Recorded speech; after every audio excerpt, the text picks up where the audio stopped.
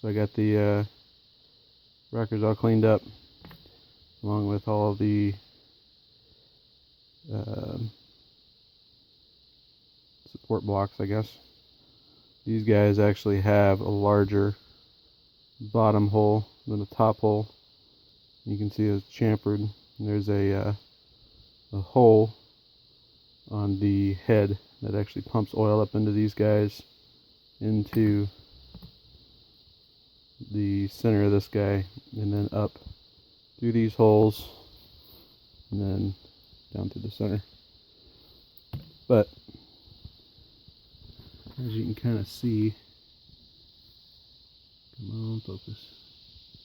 It's got some kind of unusual wear patterns on it,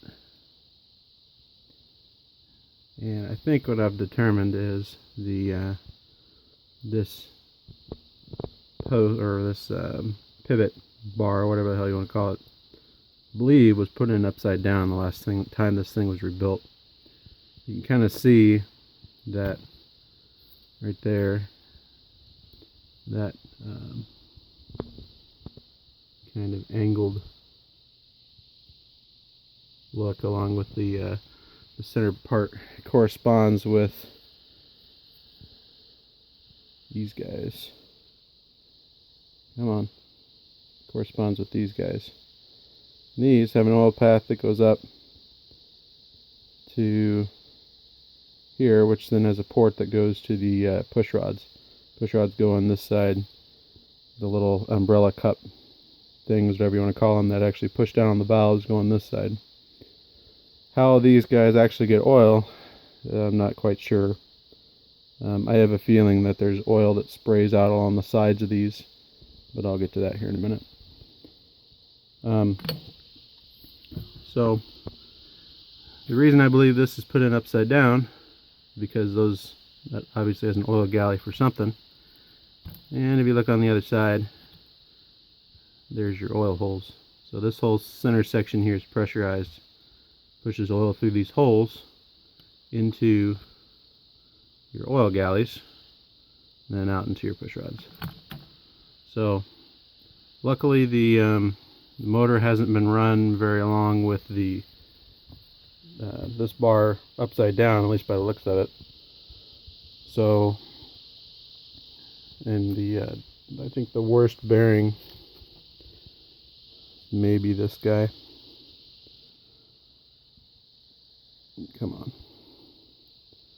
This guy here. You can see how it's kind of chowdered a little bit. But I'm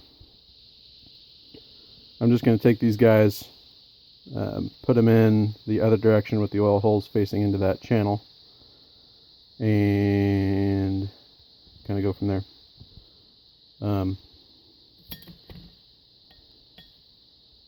This guy, if you guys happen to tear one of these things apart, be sure and look in the center of this, because when I got it, I should have done video of it when I had it, but because the oil holes were facing up instead of down on the head, because you know these guys face down,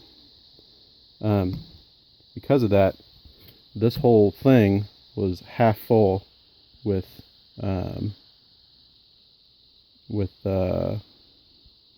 crud from the oil. The oil had, rarely been changed in this thing, so it was just neglected, something fierce. But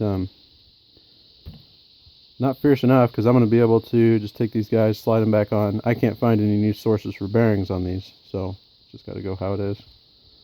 But put it all back together, and then I've ordered a new set of valves, springs, and keepers, but I'm having some trouble finding these. I looked it up. They're actually called, focus. They're actually called roto caps. So once I get some time, I'm gonna look and see if maybe I can get just a generic form of these. I don't know if these stems are odd sized, because I think that I think these are like an aftermarket thing that you can get for like small box Chevys and things like that. But I did find out what the purpose of these is, and that's actually to keep from burning your valves. So it's not so much for oil as it is for just rotating this edge. And I think some of that is because with these older motors, they didn't have the material, the grade of steel quite down enough to keep from burning these valves. And this is an aircraft engine too that's slapping a tractor. It's a Continental, so it's a little bit overbuilt in that aspect.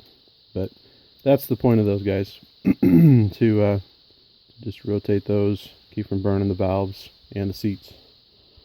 But anyways, press on.